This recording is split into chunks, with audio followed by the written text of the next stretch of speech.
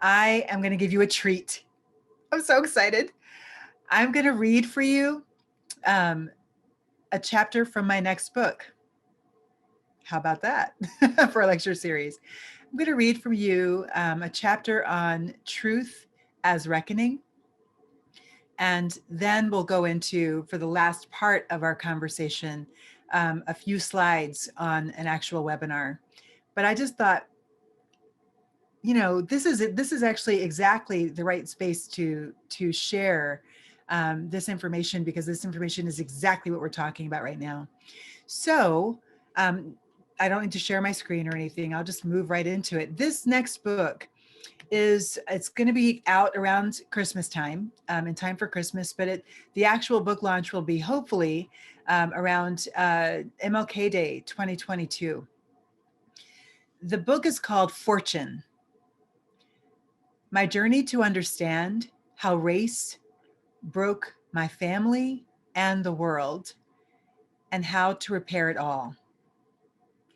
And it took me 30 years of family research, as well as a bunch of historical research, trying to understand, who am I?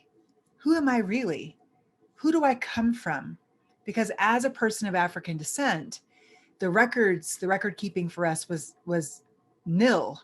That's actually not true. It's not nil.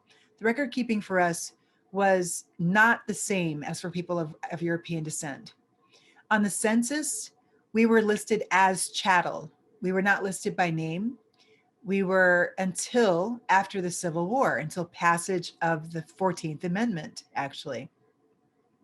And it was at that point in 1870 that you begin to see the very first names on the census. So usually when people of African descent are doing their genealogy work, they usually hit a barrier when they try to go past 1870.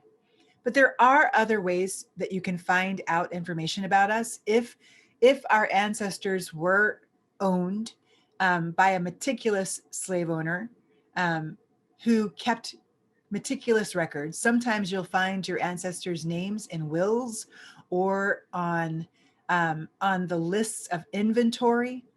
I actually was searching the inventory of a woman in Maryland back in the 1600s and found her enslaved people listed along with the bed that she was going to give to her daughter upon her death in her will. So it was Hattie and my bed. So I've done this research, and this research has resulted in a book that will trace 10 generations of my family's story on American soil, on this soil, and ask the question, how did race break the world and my family? And how do we repair it? So this chapter that I'm about to read to you is the first of the essays. It's not memoir. It's one of 3 essays that I'm writing at the end of the book that actually go into the question of how do we repair what we've seen that has been broken. Okay? So with that, I'll begin.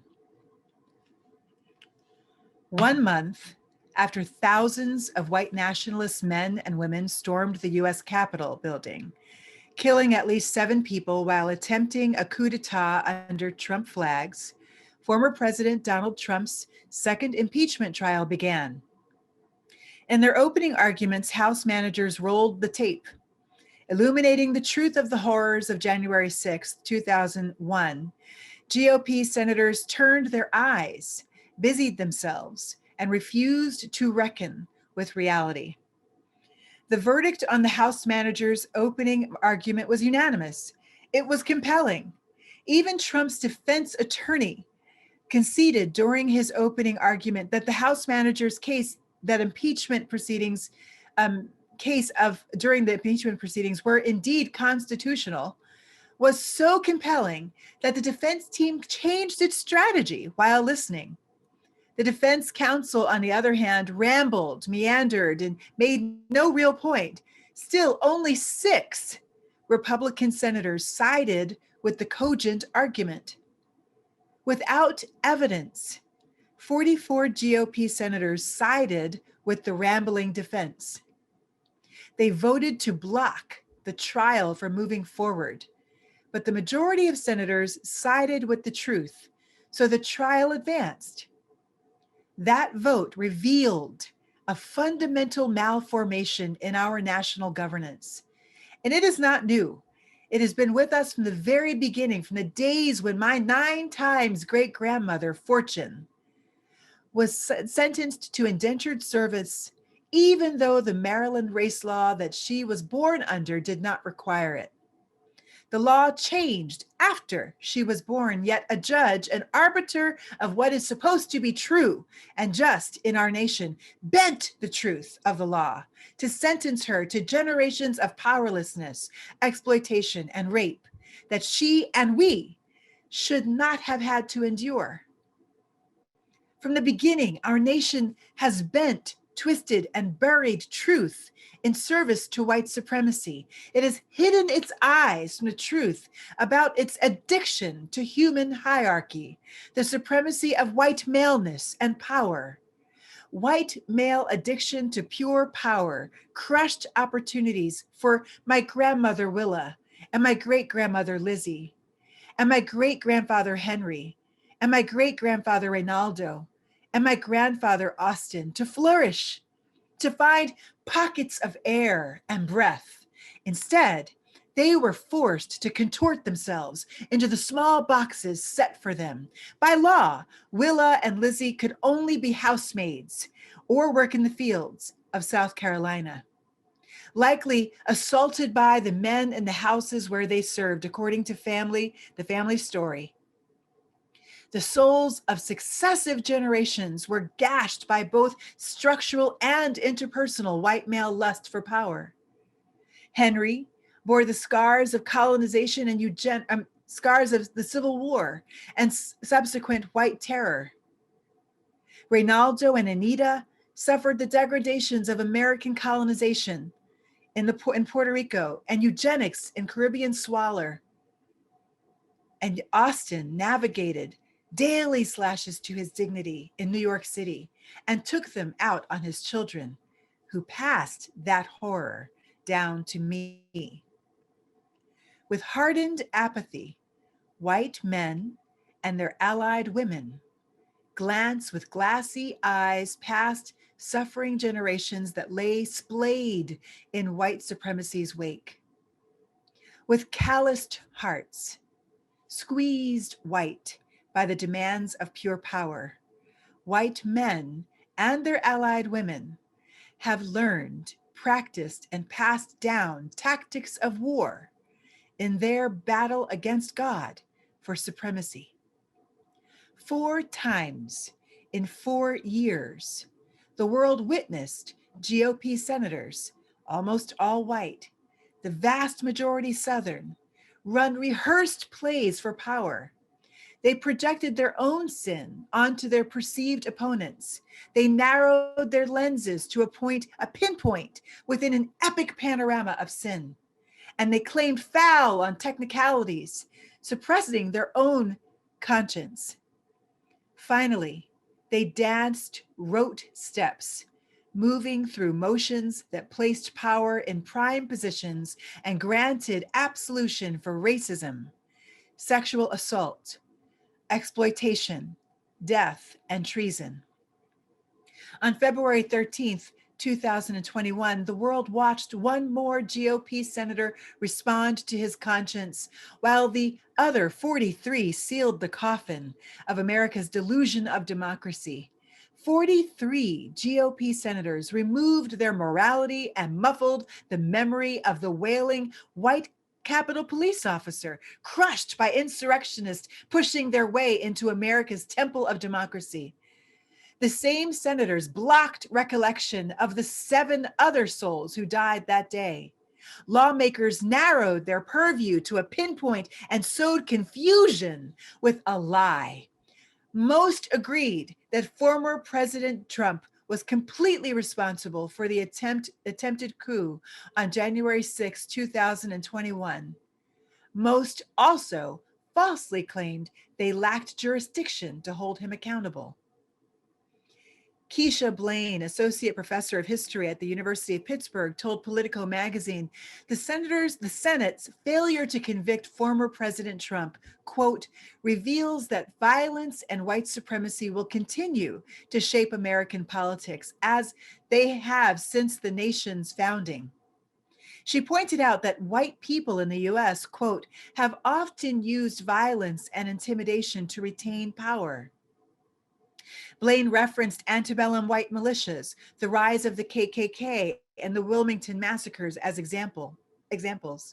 I add the forced removal of indigenous nations, the Chinese Exclusion Act, the scourge of 4,082 extrajudicial lynchings of African Americans between 1877 and 1950.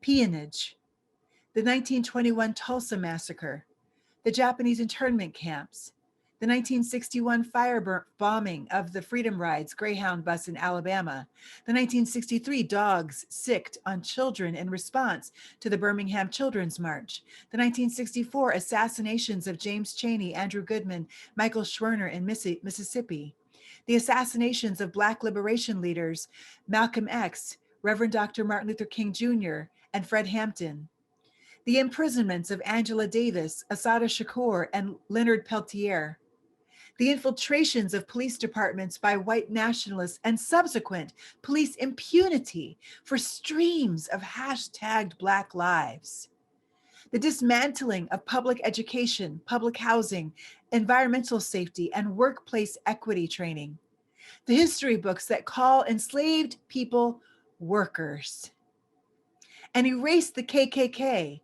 and Jim Crow laws from the collective memories of future generations. All are violence. All are anti-democratic tactics of the white patriarchal war for supremacy. All keep America from becoming America by hiding, suppressing, and killing the truth. And all suppress the image of God on earth. I've been thinking about truth and consequences recently. When I was a child, I loved the game show Truth and Consequences. Every week, contestants were challenged to answer questions truthfully. If their answer was incorrect, then they would have to accept the consequences. As an evangelical, I was taught to value truth and the authority of the scripture. I was taught there are ultimate consequences for all who do not abide by the truth. I was taught Jesus was the truth itself. But the heritage of white evangelicalism in the US stretches back through Jim Crow segregation to antebellum and colonial slavery, to prayer towns and the Pequot massacre. All of these regimes required fascist authoritarian leadership that always unites racism, nationalism, hard patriarchy, and lies. People of African descent in the US understand fascism intimately. Dr. King wrote in his last book, Where Do We Go From Here? Chaos or Community? Quote, the segregationist goal is to the total reversal of all reforms, with re-establishment of naked oppression, and if need be, a Native American form of fascism. So African Americans were stunned, but not baffled by January 6, 2021. When we witnessed, along with the rest of the world, the noose erected by Trump's supporters in the crowd at the White House and the Confederate flag moving through the halls of Congress and the lynch mob searching for Nancy Pelosi, the Catholic woman, third in line to the presidency, who defied and helped dethrone their symbol of white power, Donald Trump. Election 2020 and Trump's second impeachment acquittal were both a revelation. They revealed the extent to which our nation is rejecting both truth and consequences. The Ten Commandments proclaim, do not bear false witness against your neighbor. When lawmakers craft and enforce policy that entrenches racial, gender, religious, sexual orientation, national origin, or ableist hierarchies of belonging, then lawmakers and those who elect them bear false witness against our neighbors. When policymakers break unions and refuse to guarantee a living wage, when the labor of the top 10% is valued 13 times more than those in the bottom 10%, when those who elect the lawmakers, bear false witness against our own neighbors. When lawmakers give the top 1% a tax cut and cut funding for SNAP and public schools to pay for it, then we bear false witness against our neighbors. We say to them, you are not worthy of protecting. You were not created to rule. And when 1 in 3 Black men are ensnared within America's jails and prisons, but a rich white man who incited an insurrection that led directly to the deaths of 7 people, including police officers, is acquitted on a technicality by other rich white lawmakers, then America bears false witness against its own citizens, telling poor people, Black people, brown people, you are not worthy of the equal protection of the law. We lie. The Apostle Paul lists lying as one of the handful of sins worthy of hell. Lies break and block peace from entering the world. They sow confusion and obstruct the reign of God, which is characterized by shalom. At the heart of shalom is truth. Truth-telling and integrity are basic requirements for healthy relationships. Without truth, trust is broken. Without trust, relationships are broken. Individual, communal, and systemic relationships.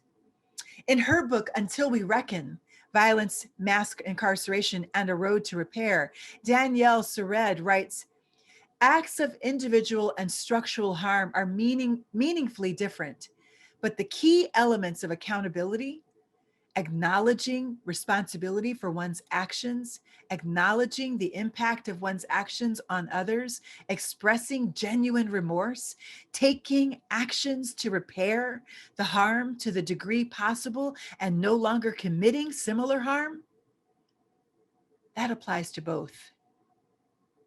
She issues this challenge.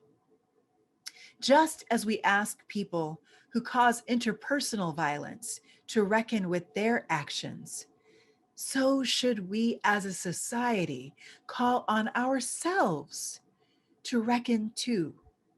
Until we do, no different future will be possible. Reverend Dr. Martin Luther King Jr. scribbled his letter from Birmingham jail into the margins of the newspaper that carried, quote, a call for unity, a published appeal from moderate white clergy to Dr. King and the leaders of the Birmingham movement to slow down and accept incremental change. When he filled the margins of the newspaper, King scribbled on toilet paper rolls. When he ran out of toilet paper, an African-American trustee smuggled him scraps of paper. Eventually, King's lawyers were able to leave him a pad of paper to write the rest. King's open letter response was widely published. Written over 8 days, rotting in the dank bowels of the African-American experience on US soil, King reasoned, quote, there comes a time when the cup of endurance runs over, and men are no longer willing to be plunged into the abyss of despair.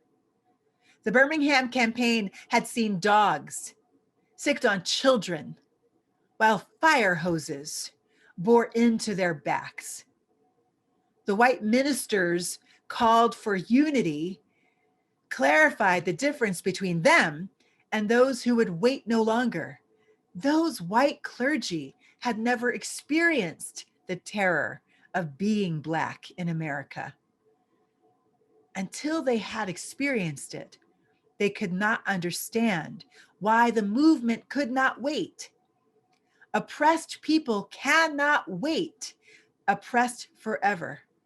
Remain oppressed forever, King wrote. The yearning for freedom eventually manifests itself.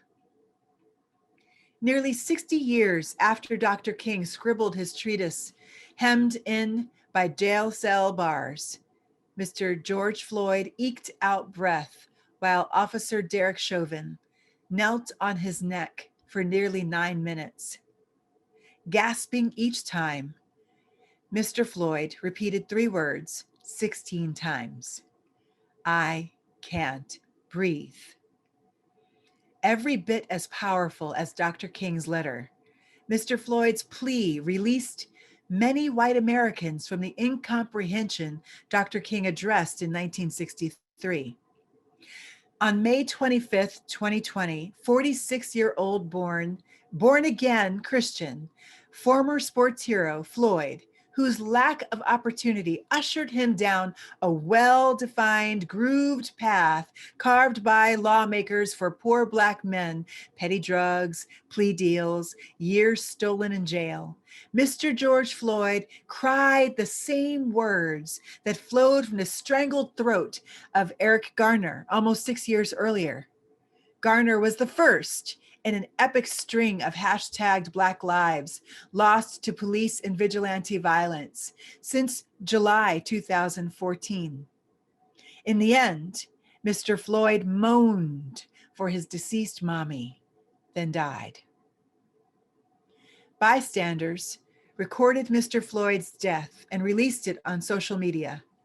The video unleashed a firestorm of racial reckoning across the US and around the world. Over the course of the next 2 weeks, multi-ethnic protests filled the streets of more than 140 cities across the US. Fires flared in more than 120 of them. Civil rights architects of the 1964 Mississippi Freedom Summer, Bob Moses, said the country seemed to be undergoing, quote, an awakening. Perhaps the highest point of American consciousness came the day that President Trump's administration ordered National Guard troops to shoot into a peacefully protesting crowd assembled outside of the White House. Guardsmen shot into the crowd, cleared space for Trump to walk across the street and stand in front of a church he did not attend and hold a Bible upside down for a photo op. And in that moment, Donald Trump showed the world what American fascism looks like. 89-year-old Chicago press secretary to Reverend Dr. Martin Luther King Jr., Don Rose, a white man, marveled to Politico magazine that white people's understanding grew in the days after Mr. Floyd's death because the police violence usually reserved for Black people was unleashed on them as well in the Trump era. Similar to the plight of white allies for the century after the Civil War, the fascist rule, usually reserved for Blacks, was levied on them. They too posed a direct threat to white power.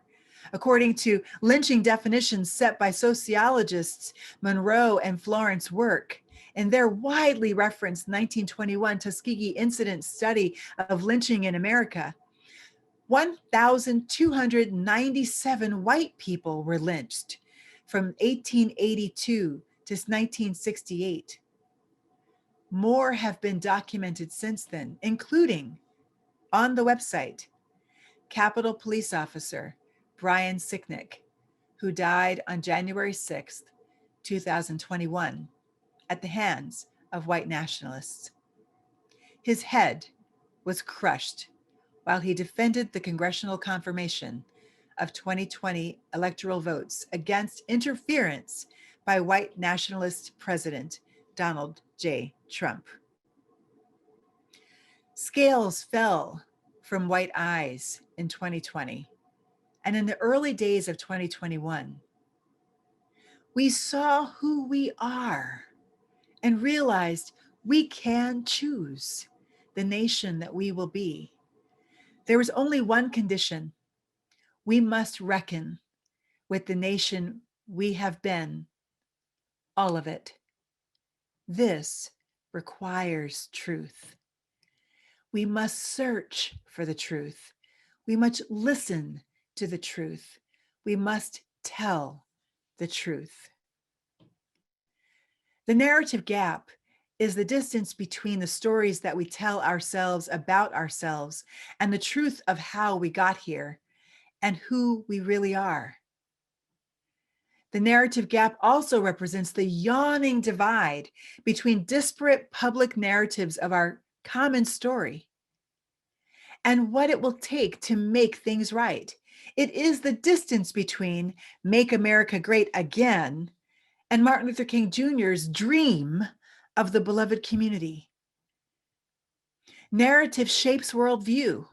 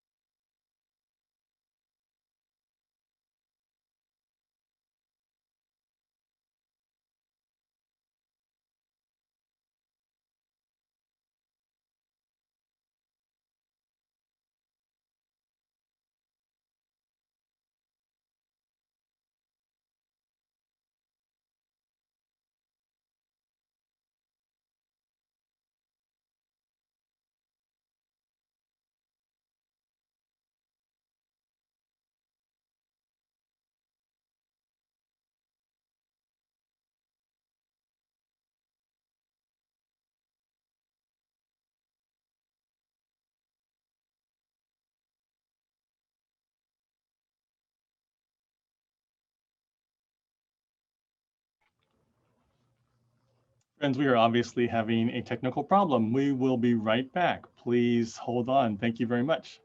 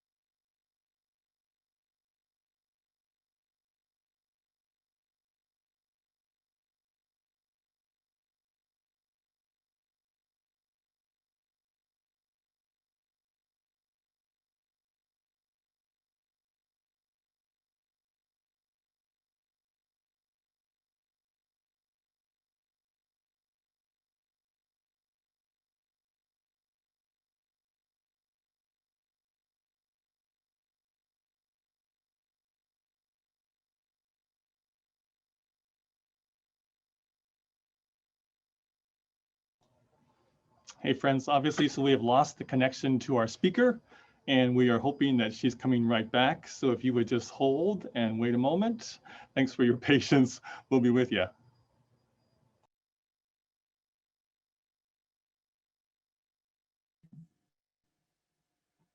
Wow. I don't even know when I got cut off. I don't know how that happened or when I got cut off. Can someone tell me what was the last thing you heard? So Lisa, you were just ending with the conversation about the Capitol Police officer. Oh my goodness, really? Oh, I went on for that long. Okay, hold on. Let me bring it back. We're glad you're back, really, truly. Oh, well, thank you. Okay. So Capitol Police Officer. Okay. Scales fell from white eyes in 2020 and in the early days of 2021. We saw who we are and realized we can choose the nation we will be. There is only one condition. We must reckon with the nation we have been, all of it. This requires truth. We must search for the truth. We must listen to the truth. We must tell the truth. The narrative gap is the distance between the stories that we tell ourselves about ourselves and the truth of how we got here and who we are. The narrative gap also represents the yawning divide between disparate public narratives of our common story and what it will take to make things right. It is the distance between Make America Great Again and Martin Luther King Jr.'s dream of the beloved community. Narrative shapes worldview.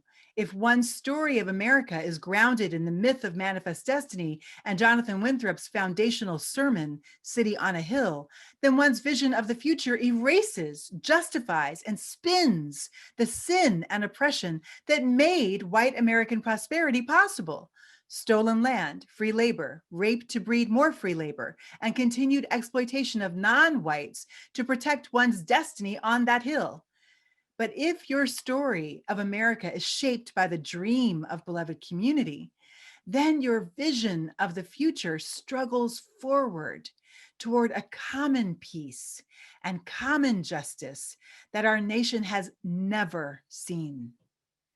Our narratives shape our politics, our conversations and decisions about how the polis, the people, should live together. Narrative shapes the world. The first step in the process of transitional justice, which is what we're experiencing, a period where we're transitioning from era to era, moving from an era of colonization in America to a decolonized era. This process of transforming a society steeped in oppression into a just democracy, the first step is to shrink the narrative gap. We do this by seeking the truth, listening to the truth, and telling the truth. Truth seeking is a spiritual practice. It requires that one admit that they do not already possess the whole truth. They have need. There are things they don't know, things that matter. Truth seeking requires humility. Humility sees the image of God in the other, the inherent dignity of the other, the mind of the other, the heart of the other, and respects the will of the other. The practice of humility itself is the first act of repair, for it was the absence of humility that broke relationship between people of European descent and the colonized world to begin with. It was the assumption that all who are not like the self are not fully human, not called by God to exercise agency, not capable of stewarding the world. Humility is an act of repentance. The practice of humility heals the European soul. Truth listening deepens humility and begins the process of peeling back the death grip of spin and false narratives. Truth listening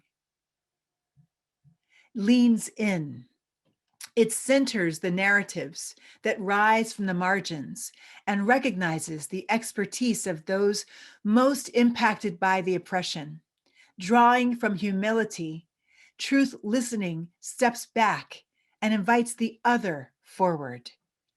It recognizes the other's divine call to steward the guiding story and lay foundations for the guiding vision. Truth telling fans the flames of human agency, giving democracy breath and citizens in a democracy the ability to govern themselves toward just peace. It also shrinks the narrative gap, filling it in with perspective and details usually erased. Truth telling moves us from the realm of ideas and grounds the transformative process in the reality of what happened. No justice is possible until we reckon with the truth of what happened. The acts of truth seeking, truth listening, and truth telling are critical to the process of remembering public memory, reuniting public memory, disjointed and dismembered by spin and justification. It is an essential first step in the process of transitional justice. The Bible itself is a compilation of narratives written from the point of view of the oppressed to establish common public memory of the oppressed. From its first page to its last, more than 40 authors from a serially colonized and enslaved people attempt to establish common public memory in a context that breeds fragmentation. While they could have cordoned off the storytelling and story listening within their own community, the biblical writers often invite immigrants and adopted members to share their common memory as an act of confession of truth that leads to communion. Genesis 1 was written in the shadow of 70 years of enslavement in Babylon as rebuke to the worldview of the Hebrews colonizers. The book of Luke was written to Theophilus, translated lovers of God, to set the record straight under the oppressive eye of the Roman Empire. The book of Revelation was written in code to a crushed and fragmented colonized people to reconcile their current narrative and cast future vision. Throughout biblical narratives, characters build altars, sing songs, and establish common rituals such as the taking of communion to institutionalize public memory. Today, individuals engage the process of truth searching by reading stories, books, and essays, writing movies and documentaries, and soaking in the music that rises from oppressed peoples. But it is not enough to immerse oneself in the stories of the other. A key strategy of white supremacy to maintain power is to dismember, warp, and erase the memories of people of European descent. People deemed white in the United States have forgotten who they really are. They have forgotten their own histories of oppression and degradation in Europe. They have forgotten why and how they came to this land. God charges the Hebrews again and again to remember they were once enslaved in Egypt. This is the source of their humility. This is their grounding memory. People of European descent in the US lack such humility because they lack such memory. They have come to believe they are actually white, but whiteness is a phantom. It is not real. It is constructed by governments and entrenched by common lived experience in relationship to public policies and the cultural mores that grow around them. Whiteness has no common struggle, no common people, no common story. Rather, it floats like a figment, elusive and claimed at the same time. Myths and lies are its foundation and beams. And all truth that threatens the constitution of the house called whiteness is eradicated in service to pure power and the promise of it. So people of European descent have work to do. They must dismantle the myths of their identity and reckon with the truth of their actual origin stories. There is no more powerful way to do this than through the process of uncovering family history. Family histories tell stories woven by pictures, oral histories, census schedules, ships manifests, immigration papers, newspaper clippings, wills, and tax records. Family stories are not static, they are dynamic, full of movement and verbs, not static hierarchies begging for protection. Family stories are profoundly human, full of texture, unexpected twists, surprise, and secrets, hidden from view to protect illusions of wellness, nobility, and for many people of European descent, the secrets protect generations from the shame of falling short of whiteness. Family stories uncover the things that happened, our untold origin stories that root us in actual time and place and peoples and human struggle. They have the power to tell us who we really are and how we really got here. They have the power to show us the moment of the break, the moment we were broken, and the moment we broke others. We cannot repair the collective until we know when and how we broke it. My own process of remembering my family's story has been pure revelation. It almost hurts to remember the days when I did not know my family's origin stories.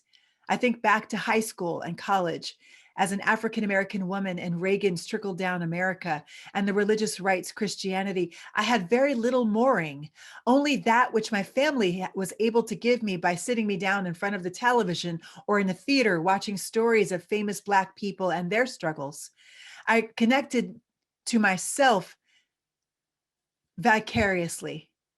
Alex Haley's story became my story. The story of A Woman Called Moses became my story. They served as a welcome substitute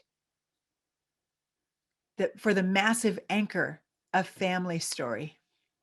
I will never forget the first phone conversation I had with my mother when she told me about Hiram and Henry, my great-grandfather and great-great-grandfather. I still have the scribbled family tree. It strikes me now that there were no names included, only generations and dates.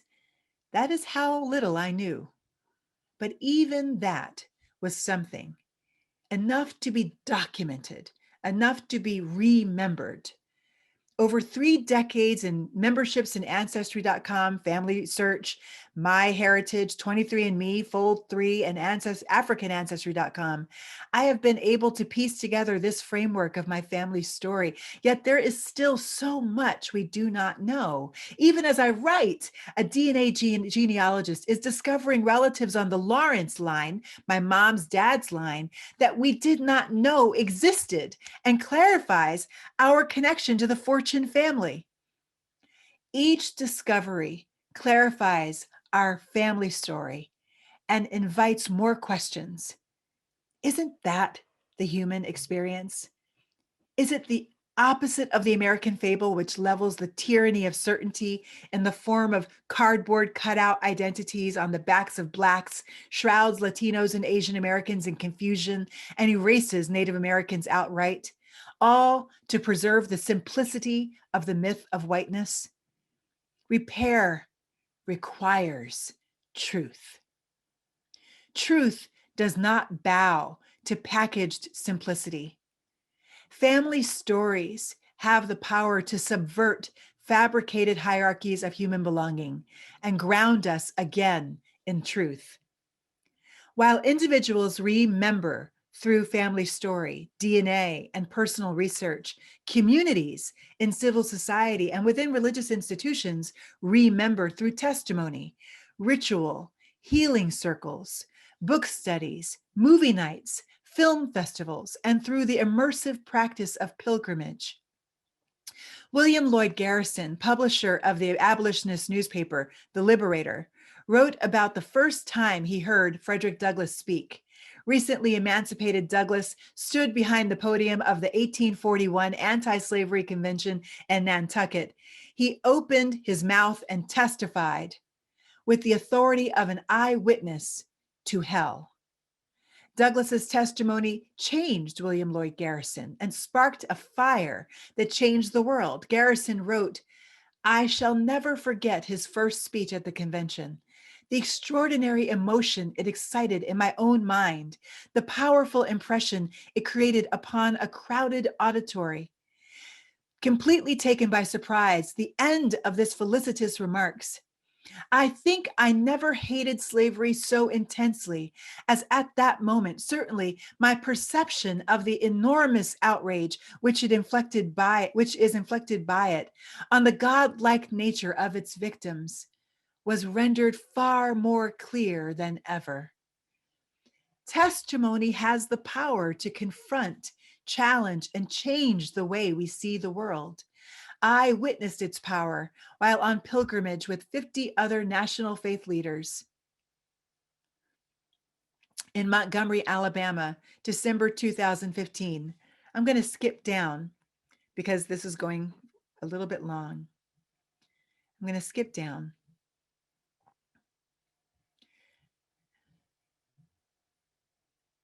And share. It is both art and creative nonviolent protest in the same breath. The bold action of one woman shined light on the truth. We can take the flags down. Oh, I'm sorry. Let me go back up. My bad. On the morning of June 27th, 2015, the sun rose over the highway as Christian activist and artist Bree Newsom remembered the Emmanuel Nine.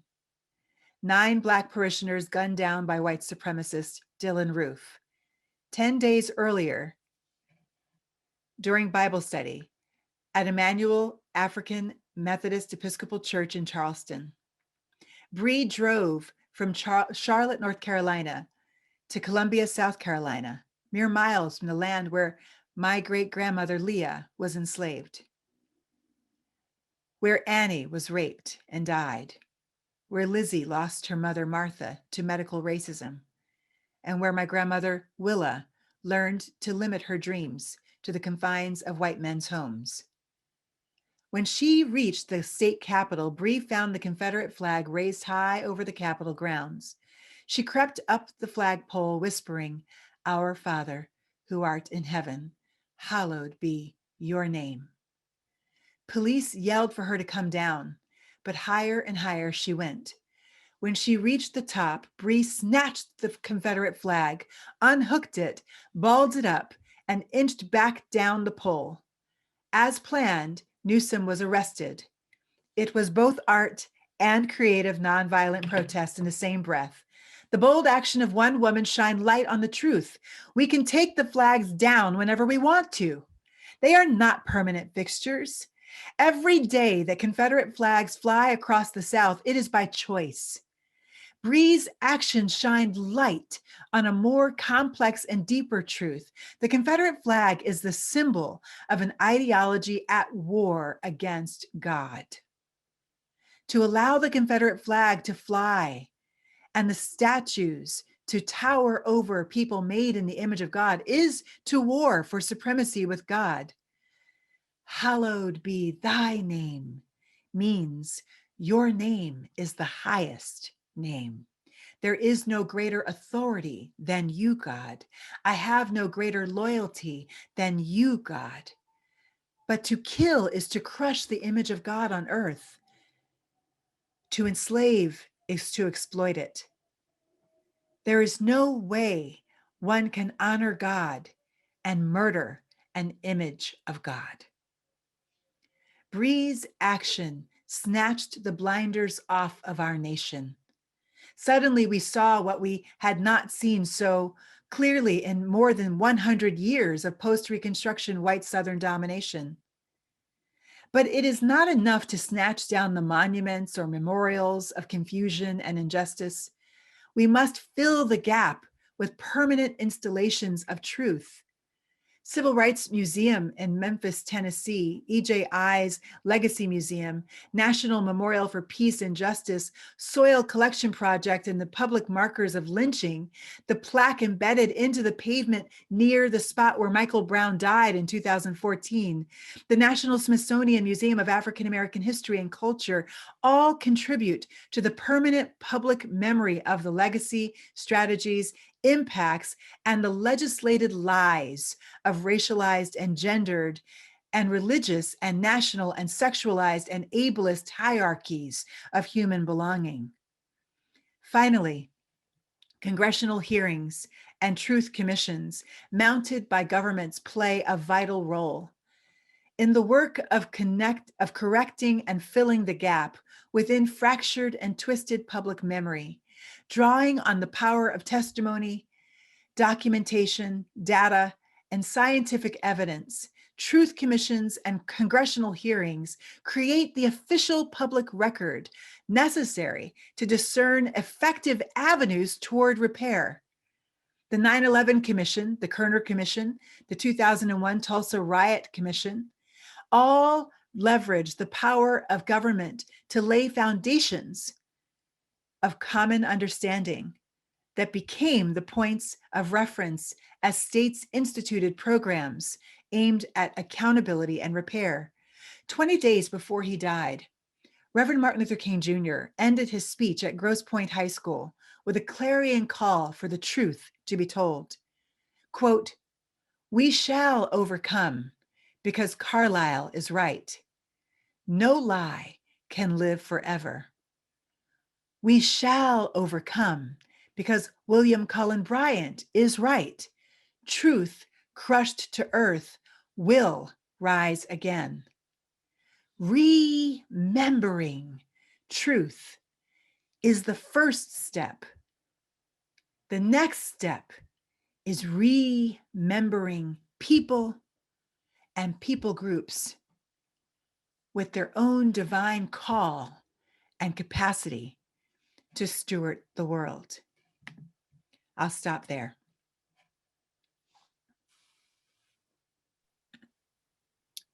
Well, thank you so much, Lisa Sharon Harper. It has been a very challenging 3 lectures. You have unflinchingly helped us look at the current situation and our life in God as the fulcrum, as the very source of how we retell our stories, how we remember our stories. So it is a great privilege and a delight to have listened to you and now to talk with you. And so I'm going to try to channel. There are a lot of questions coming at us, and Sure. so I'm going to try to channel those voices, much as Claire did in the hour before. We want to acknowledge to the audience, we thank you so much for your questions, but we also want to ask you to continue to submit questions that you may have. There is a lot to talk about, and the conversation needs to continue. I guess one of the questions, though, is that at some point conversation needs to move into practice, and so that is what you were leading us to. And retelling our stories, remembering our narratives, and remembering our relationships, reconnecting us back together. Yes. It's just, that was a beautiful way of helping us think more clearly, definitively about communion as the very source of what Christianity is. So I'd like to, several people have asked, you've been all over the world. You've done a lot of workshops. You have founded an organization that does this sort of thing. Mm-hmm.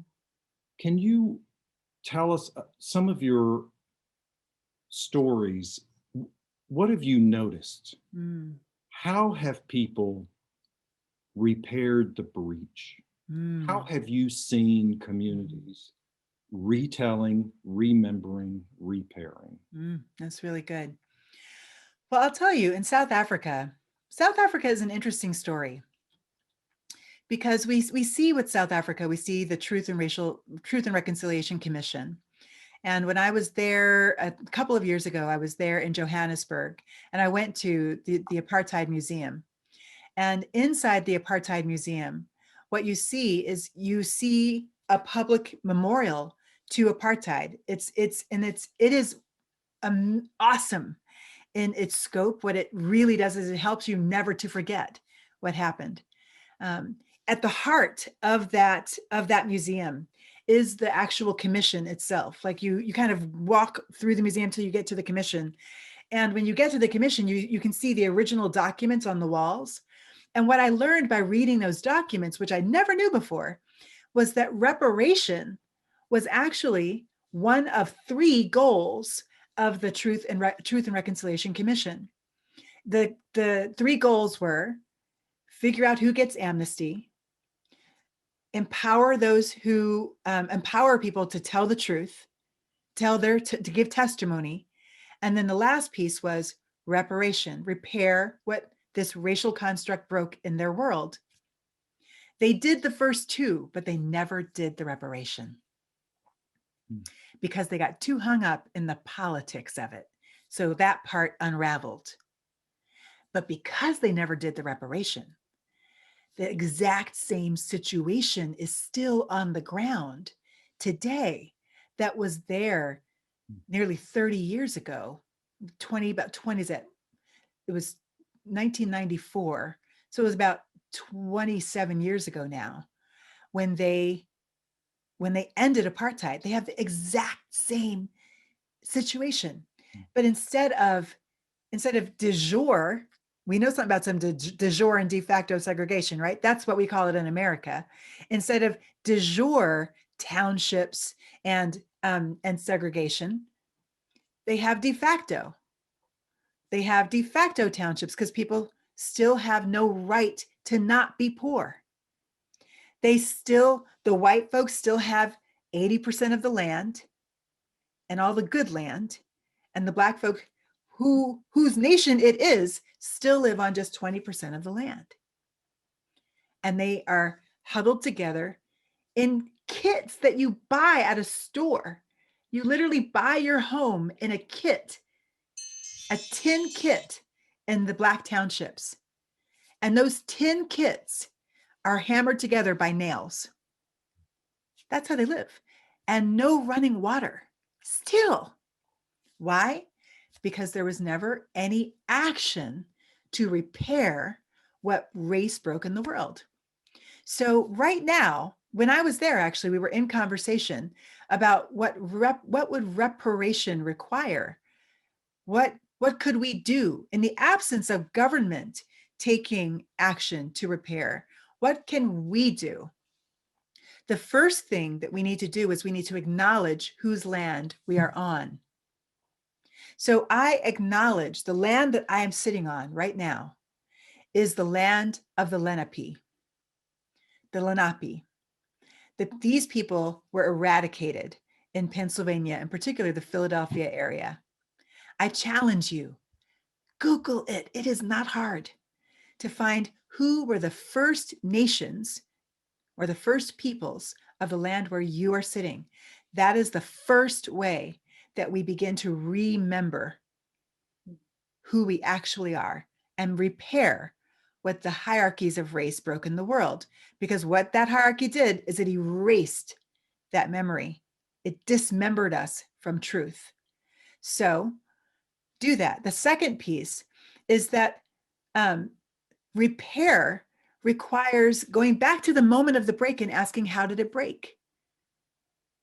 So in America, it broke the moment that those first Puritans and Pilgrims arrived and said, this is land we can claim, right? Not even Puritans and Puritans. You go back to the Caribbean, actually, with Columbus, when he first made that voyage and he planted his flag and he said, I hereby claim this for the queen or for the king. No, because what that was an exercise of the hierarchy of human belonging through the legal doctrine established by the hierarchy of human belonging, the doctrine of discovery. So that was the place of the break. So if that's the place of the break, and it broke because we failed to recognize the agency, the God-given call of the people who lived on that land to rule in that land, then the repair it must encompass the recognition of the power of self-determination for those for whom self-determination has been removed. So it must require power, transference, and sharing. it must require asking the question of the wronged. In the same way that David does, I believe it's 2 Samuel 21. I always get this wrong. It might be 1 Samuel 21 or 2 Samuel 21. But the same way that David, or maybe 17, that he's a new king. And there are people who Saul committed genocide against. And at that time, David has this revelation that there's drought in the land. The land is experiencing a major drought. And he goes to God and he says, God, why is there drought in the land? What's going on? How have we sinned? What's going on? And then literally there's a knock at the door. Knock, knock, knock. It's really, honestly, it's sort of kind of a funny moment. And because you know what happened, because that's just, it's almost too prosaic for it. It's too formulaic for it not to have happened. So knock at the door and they say, Mr. King David, Saul killed our people. And so, we're here to make things right.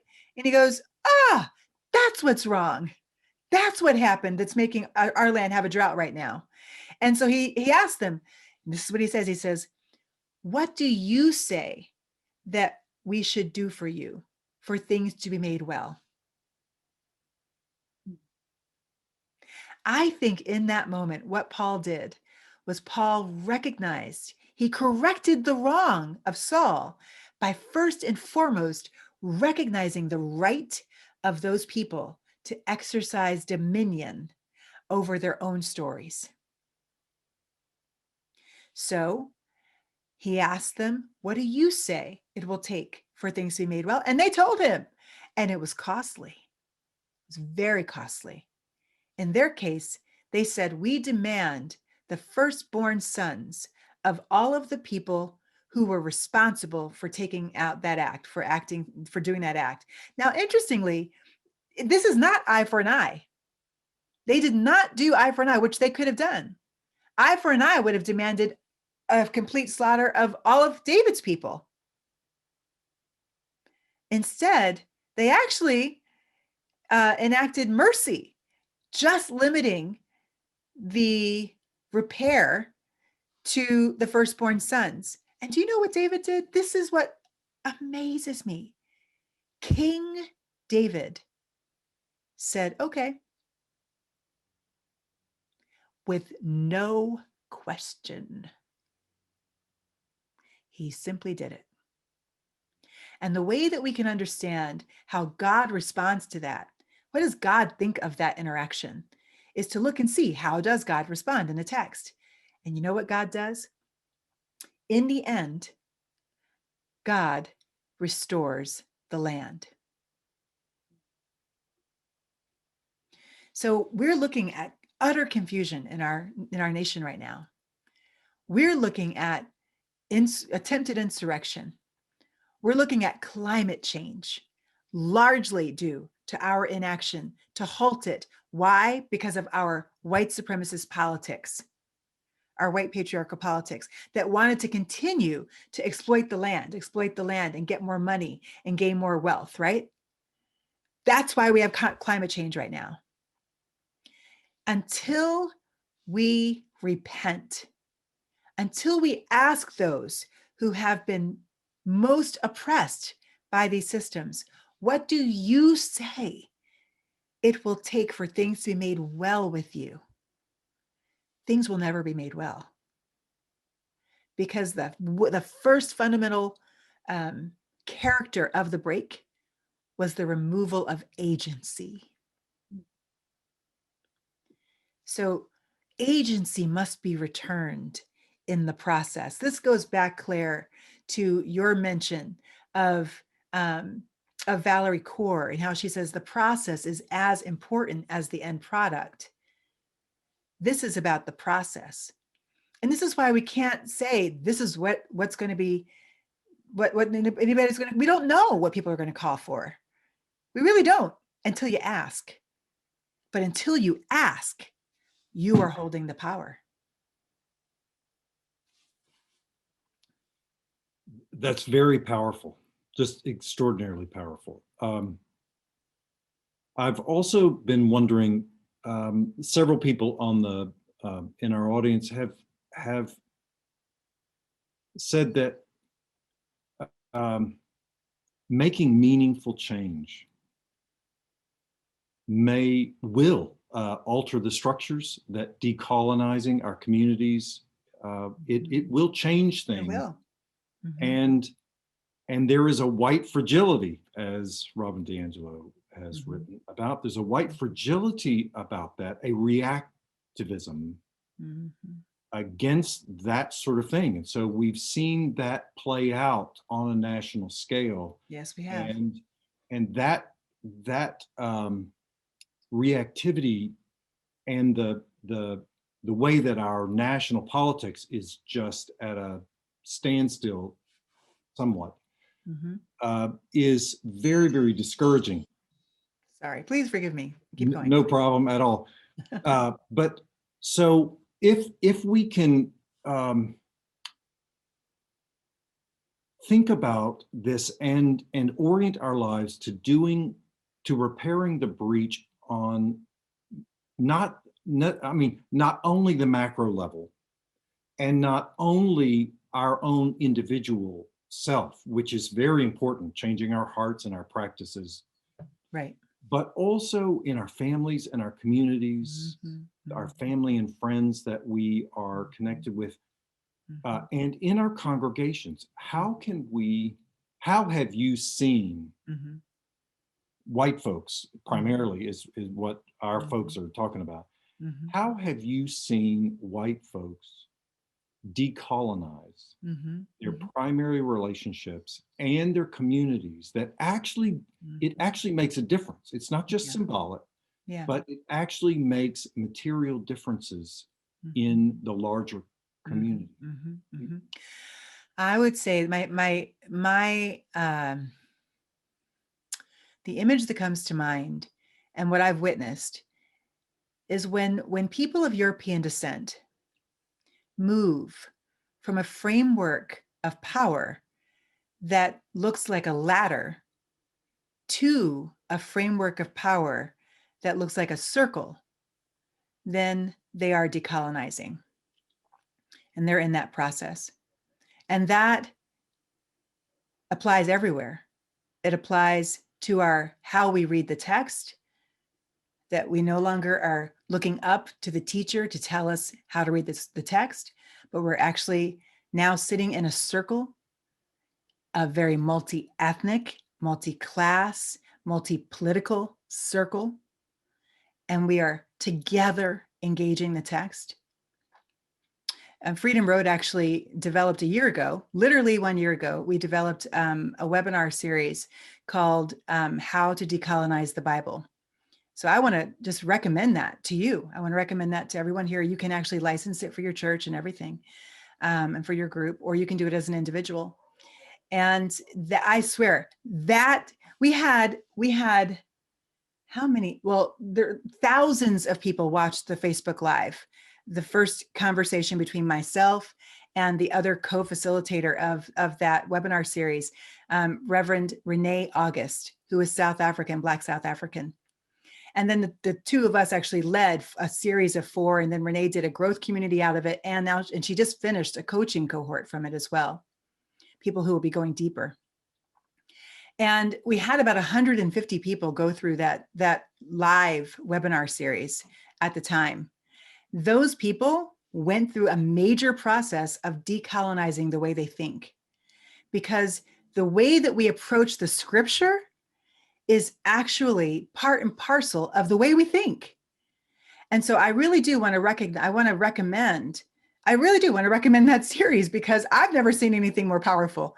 Also, the process of pilgrimage, when I've seen people of European descent go through the process of, and I don't mean going on a racial, a civil rights tour, although that can be powerful, but there's a difference between a tour, a trip, and a pilgrimage. A trip is all about the cool pictures you get, the fun times you have, the laughing memories you have on a trip.